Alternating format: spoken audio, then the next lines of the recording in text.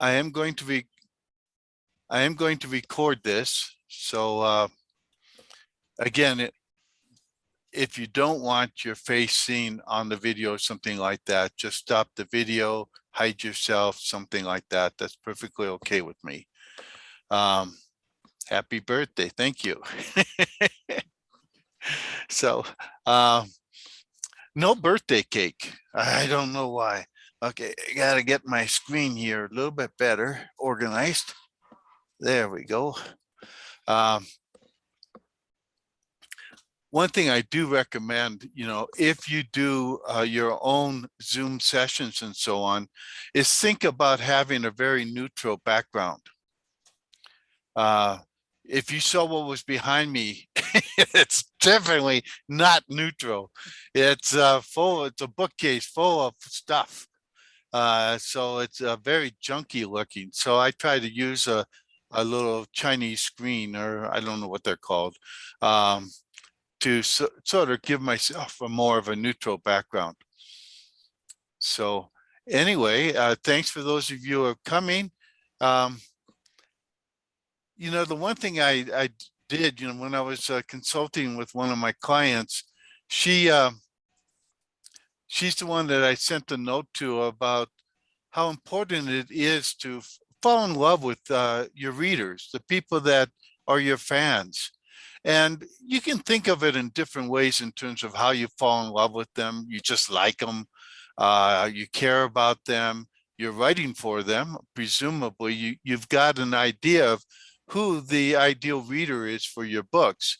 And you should care about them. You should write a good book, whether it's an entertaining novel, an informative nonfiction book, an intriguing memoir, whatever it might be, a wonderful children's book, anything like that. And that's really valuable, to know who your readers are and to really understand them. And I was just going to do something here, just to read something that she does. Her name is Susie Q. It's actually Susie Quinn, but she does this wonderful thing in her books. For example, she has this one book, I was reading it yesterday. It's called Queen Bee, and it's a middle grade reader for girls. And it's basically how to survive bullies in school. The neat thing is that with her book, she does this wonderful thing in the middle of her book. And I'm going to see if I can find it now. I meant to do this ahead of time, but I got behind. In the middle of her book, she writes a note to her readers. Let's see if I can find it. And I liked it. I thought it was a great example. Now she hid it from me. Okay. She says, she has this one page, talked to the author. Excuse the interruption. Hello there, I'm Susie, the author of this book. Thank you so much for reading, and I hope you're enjoying the story so far. I love hearing from readers, so if you have questions about this book or anything at all, you can email me at contact@susiekquinn.com. You can also friend me on facebook.com. Come along and say hello. Lots of love, Susie. Now, that's right in the middle of a middle grade reader. Now, I haven't seen that done in a book before, but I like it. I've seen some things that are close to that, but I really find that that's very attractive as far as I'm concerned. That is something that's really special. And so I wanted to share that with you, because that's sort of some of the ways that you can start to love your readers, to create a relationship with them, because that is an essential part of marketing books, is to create relationships with other people. Hi, Dr. Lori. Hi, Winsome. Hi, Freddie. Welcome to the meeting. And again, if you don't want to share your image, because this is being recorded, I will be sharing it. It's perfectly okay with me if you just have a picture in the place, or a black screen, or whatever you want. And, I'm going to open it up to questions. So you're going to have the opportunity to ask questions as well. So, when I hide myself, I just do zoom. It's a big, big clip. Actually, you can see it right here. And it goes right over my computer screen where my video is. So, that's one way to do it. And of course, you can always down at the bottom, stop your video, choose a background, anything like that that you want. So one of the key things is to create a relationship with people. I think that that's so crucial in marketing books. Not only relationships with your readers, but relationships with other authors and with other influencers in your area, people that might want to invite you to a podcast that they host or something like that. It might be somebody that will blog about you or write about you somewhere. Maybe you'll do a video together. Maybe you'll do a Zoom interview. I really like the idea. In fact, I'm doing this with somebody. Okay, I'm going blank on their name right now. I'm having a senior moment. Let me see. I'll find it here. But we're doing mutual interviews. I'm going to interview her on Tuesday, and then she's going to interview me next Monday.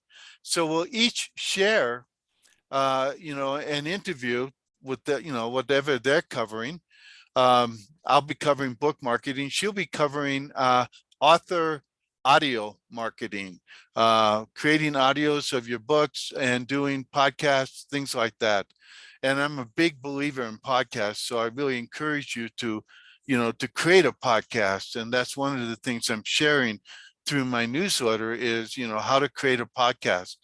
And using a wonderful service online called Substack.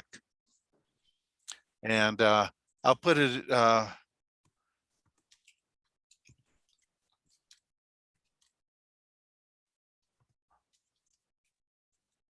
my newsletter on it is book marketing Substack. I can't type now. .com. And that's my newsletter. And I think most of you probably get it because that's probably how you heard about this meeting. But it's a nice tool. And the neat thing is it's free. You can create a newsletter using it, having thousands and thousands of follows at no charge to you. You can upgrade your followers to a paid version of your newsletter if you have extra, things you want to offer people. For example, one thing you could do with an upgraded newsletter would be to do extra videos for them that they could learn from you. And maybe you do a Zoom session with people and then put that Zoom session up on your newsletter as an upgrade. So you could offer, for example, to be available for question and answer for specific people. Lori, I know you do a bunch of books on relationships and so on. So that's one of the key things that you can do. You could say, I can coach you in relationships and then do videos with them and post them to your Substack newsletter, the paid version. And that can be really a valuable way to do it. The neat thing about Substack is they also have a podcast function. So you can actually set up a free podcast that can be syndicated to Apple Podcasts, okay, I'm going Google Play, Spreaker, and all the other tools out there out for syndicating podcasts, both as a video and as an audio. Marjorie asked, what does the paid version cost? For my newsletter, the paid version is $70 a year. Or you can subscribe for $9 a month if you want to test ride it. And it's really easy to do that. I put a subscribe button in almost every newsletter so you can upgrade your free subscription to a paid version whenever you want it to. Right now, what I'm sharing in the newsletter, the paid version, is how to create a podcast and on Substack and syndicated, and also how to use Substack to run your newsletter, your podcast, and even if you want, your upgraded paid version could be a membership site, essentially, where people can interact with you in a way that they can't with the free version of the newsletter, but they could with the upgraded paid version. All of that is free. The way that Substack makes money is very simple. They get a piece of the action of any paid versions that you set up. So for $9 a month, I get like $1.50 back. I mean, $7.50 back. Substack takes $1.50. That kind of, a piece of the action. That gives them, that pays for them to allow you to have a free newsletter with thousands of subscribers or tens of thousands of subscribers without you having to pay for a newsletter service. The neat thing about Substack is it gets through. The newsletter gets through to people. There are a lot of, you use some other newsletter service and, you use a word like free in your title or something like that, and the newsletter will only deliver it to about 20% of the people. The rest of the people don't get it. It's censored. It's censored not just by the service you're using, but it's also censored by the different email services that people use. And Substack gets through. And I think that that's one of the real values of it. So I love it as an email newsletter provider. The neat thing is you can create an email newsletter. It's basically like writing a blog post. So it can have pictures, it can have videos and audios, it can have all of that in the newsletter that you do. So to me, it's an amazing service, and I just love it for all that it offers. So, that's something that, you would look at. Lori, I know you're having a little bit of a cough. You might want to mute yourself until you're ready to ask a question. And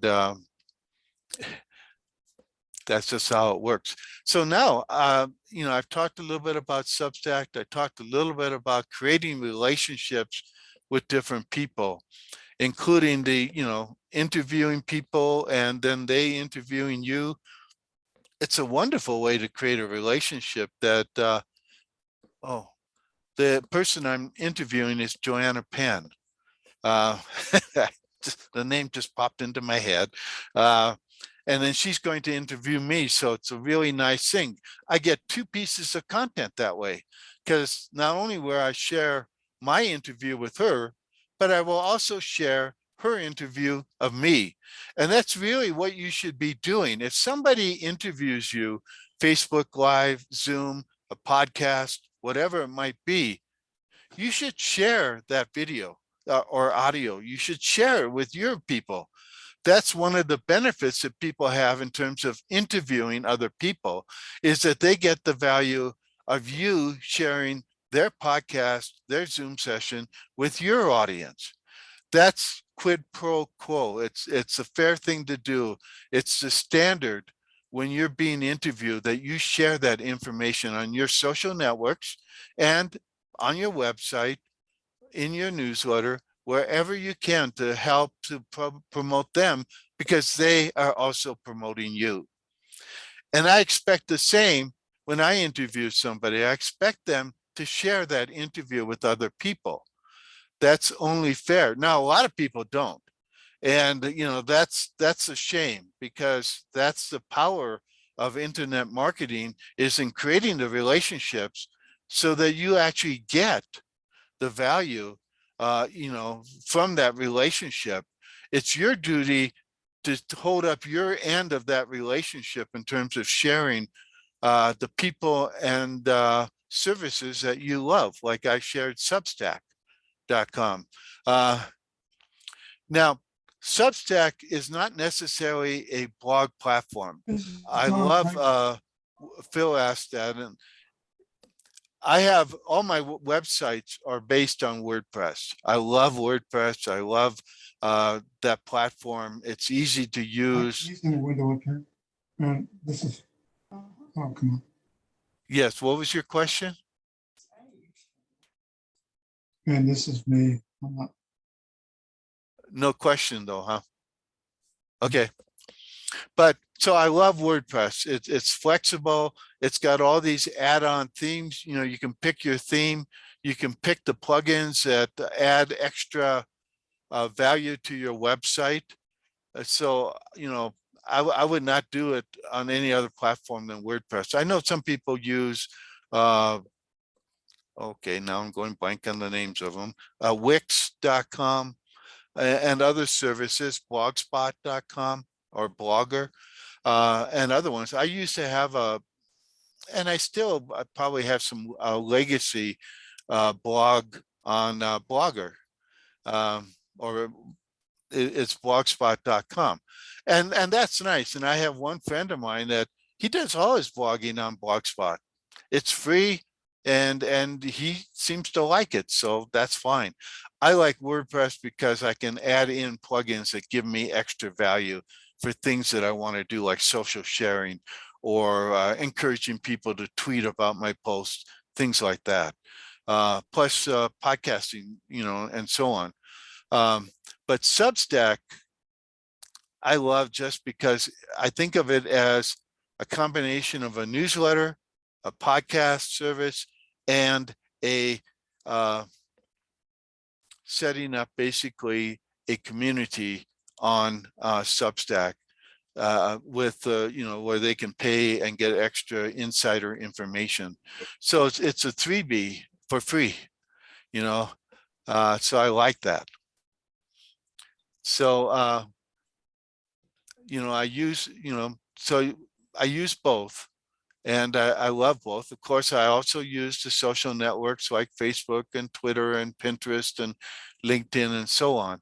I don't use LinkedIn that much. I think you have to focus. If you're going to do social media, you got to pick one or two that you're really going to focus in on, and the rest of them you can belong to, and they may give you some extra value, but you should focus on one or two. Mine that I use, the one I use is Pinterest, just because it sends me an incredible amount of traffic, and I like that. So it's easy to use, it's visual oriented, um, and it actually sends traffic to where I want it to go. So I can send the traffic to a specific page.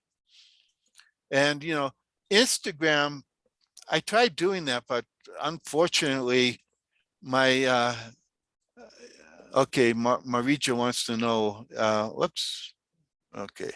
It's Pinterest.com. It's like a P and an interest. It's really an incredible website once you learn how to use it right. The key thing there, if you want to know the secret to Pinterest, is that the people on Pinterest are active people. They're doers. They're looking for help. They're looking for advice. They're looking for ways to make their life better. So if you want them to repin your pin, which is where the power of Pinterest is in the repin. It's when people share your pin, it's again open up to a whole new audience. And it's sort of like almost like a chain letter or multi-level marketing, because when somebody shares you, then all their people see your pin, and then a lot of them will repin it, and then some of their followers will repin it. So it becomes like a magical tree that spreads out from you and gets bigger and bigger and bigger, the audience. I've had pins that I've gotten 1.5 million repins and sent 170,000 people to my website. On a typical day, I get probably 300 to 400 people coming from Pinterest to my websites. And they're coming because they found one of my pins and they liked it, the pinned image. Now, the best kind of images that I have found to share on Pinterest are quote graphics. That means that you share some sort of quote in a graphical format, because remember, Pinterest is graphical. So that it likes images, it likes GIFs, it likes videos. So you have to share one of those kinds of visual elements. The other thing that and quote graphics are really, they're neat because you can find quotes, going to things like Brainy Quotes and so on, to share all kinds of quotes about your subject area. So no matter what you're writing in, food, travel, personal development, fiction, and so on, there are incredible amount of quotes. Plus, of course, you can share your own quotes, which I do a lot. Every time I create a blog post, I will create a graphic that goes along with that blog post. Or when I share on Substack a newsletter, I always create a graphic that goes with that newsletter issue that I can then pin and share it with people. So, and usually I'll excerpt a quote from my blog post or my newsletter post, something like that. But I love sharing quotes from other people too. I'm a quote collector. I have 40 books on quotes that I haven't put up on Amazon yet. I think there's only 2 or 3 up there right now. And I got to get around to it. It's one of those things that you got to get around to. So I love Pinterest for the graphical format. I also use Facebook, but I don't get nearly as much traffic from Facebook. I use Twitter. I tweet, probably once a day on Twitter. I post on Facebook maybe 3 times a week. On Pinterest, I may post 3 to 5 times a week. If I'm really doing a lot of blogging or something like that, I might post every day.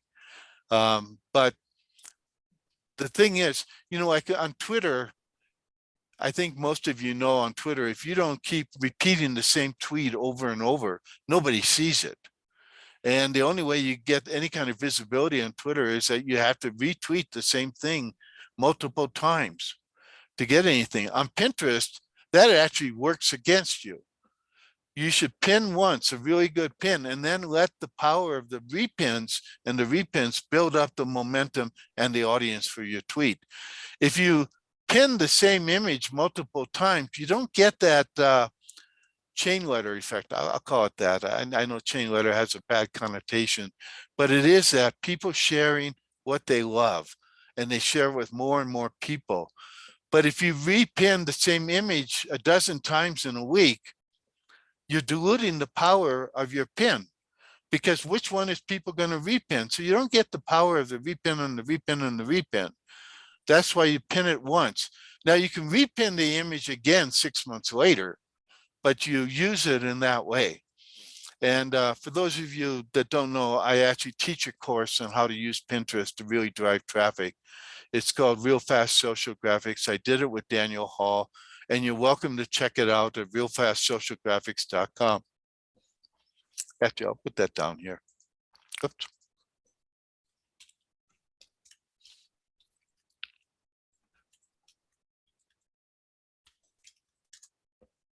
It's an expensive program. It's about $500. So, if you're going to buy it, you should actually pay attention to what it does. We have one student that now has over 2 million 2 million people paying attention to his pens every month. And he just started about 6 months ago, but he followed what I taught him, and he's getting an incredible amount of traffic now to his money sites, to where, he's got something for sale. There are other people that bought the course and they didn't pay attention to my teaching. I have one lady that pins the same graphic every week, and I'm going, I tried to teach her. I've reached out to her more than once saying that's not the way to do it. But some people do what they do. There was a time when I do paid consulting, and one of the things I realized at one point, I was going, so many of these people aren't doing what I advised, and I gave them the best advice for their particular book. They should be paying attention to it. They should be acting on it, and they're not doing it. They're doing something else. And I was thinking, okay, I charged at that point, I was charging $600 an hour for consulting. And I was thinking, I'm going to double the price and then give you back a rebate if you actually do what I say, because it's really frustrating when you don't have that. right now I do consulting primarily through what I call my 747 program. And in that program, I charge $747 for 2 months of access to me via Zoom, email, phone calls, things like that. That gives people a chance to actually follow up and for me to follow up with them to make sure they're doing what I'm telling them to do that's going to work for them. And you'll be amazed how resistant authors can be to marketing advice. Or maybe you all know that. I don't know. But there is a lot that you can do that really will make a difference for your book.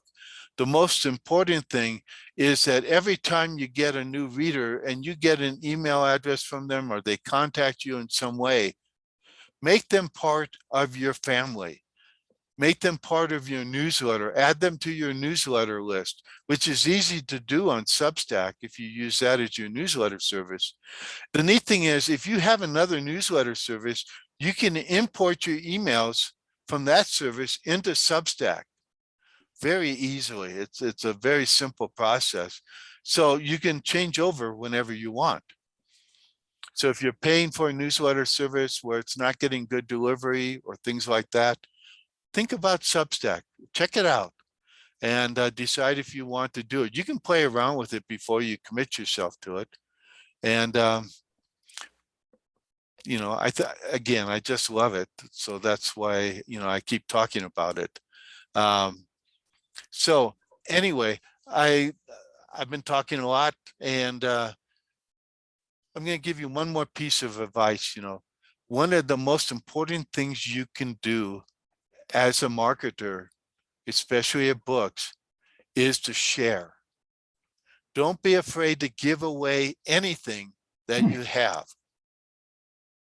Give away pieces of it, give away the whole thing if you want to, but think about that because that's how people get to know you. That's how people get to actually figure out what you're about and so on. You can even give away the whole dang book. You'd be surprised, like Seth Godin gave away Unleashing the Idea Virus to over 500,000 people as a free ebook. He had other partners that helped him give away that many copies, but he gave them away. And then he published the hardcover version of the book for $50, I think it was, on Amazon and I forget where else. And he sold 40,000 copies in the first week. He made a ton of money by giving away 500,000 copies of his book.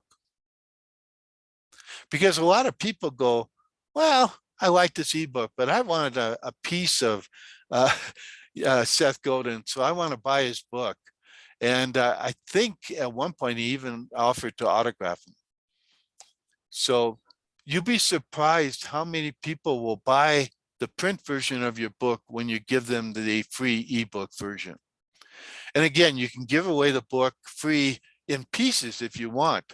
I'm going, Andy, I can't remember his last name. He was the author of the novel, The Martian. And he basically wrote the book and podcasted the episodes of the book. He read the book as he was writing it.